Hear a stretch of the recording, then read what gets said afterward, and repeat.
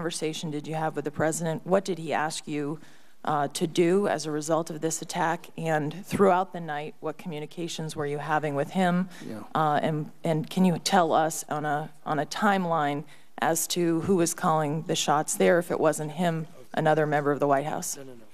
At the time, we were concerned about Cairo and demonstrations in Cairo, and then we had just picked up the information that that something was happening, that there was an apparent attack going on in Benghazi, and I informed the president of that fact, and he at that point directed both myself and General Dempsey to do everything we needed to do to try to protect lives there.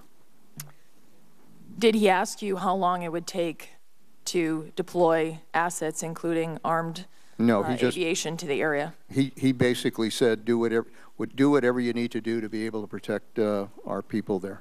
Did you have any, so he didn't ask you what ability we had in the area and what we could do?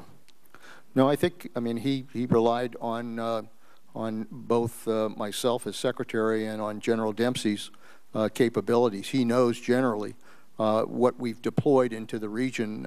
We've presented that to him in other briefings, so he knew generally what was deployed out there, but as to specifics about time, et cetera, no, he just left that up to us. Did you have any further communications with him that night? No. Did you have any other further communications? Did he ever call you that night to say, how are things going? What's going on? Where's the consulate?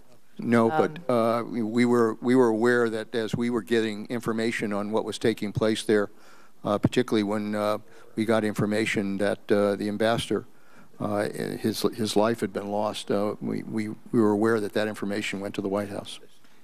Did you communicate with anyone else at the White House that night? No.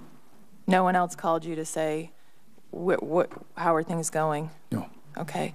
And since then, has the president asked you, why weren't we able to get, in light of the second attack that occurred 7 hours later, armed assets there in order to help those who were left and attacked in the annex? The president has made very clear to both myself and General Dempsey that with regards to future threats, we have got to be able to deploy forces in a position where we can more rapidly respond. But just to be clear, that night he didn't ask you what assets we had available and how quickly they could respond and what we could do to help those individuals there. I think the biggest problem that night, Senator, was that nobody knew really what was going on there. And there was no follow-up during the night, at least from the White House directly? No, there wasn't. I would, Thank you. if I could just to correct one thing, I wouldn't say there was no follow-up from the White House. There was no follow-up, to my knowledge, with the president. But his staff was engaged with the National Military Command Center and pretty constantly through the period, which is the way it would normally work. But no direct communication from him? Not on my part, no. Thank you. Thank you, Senator.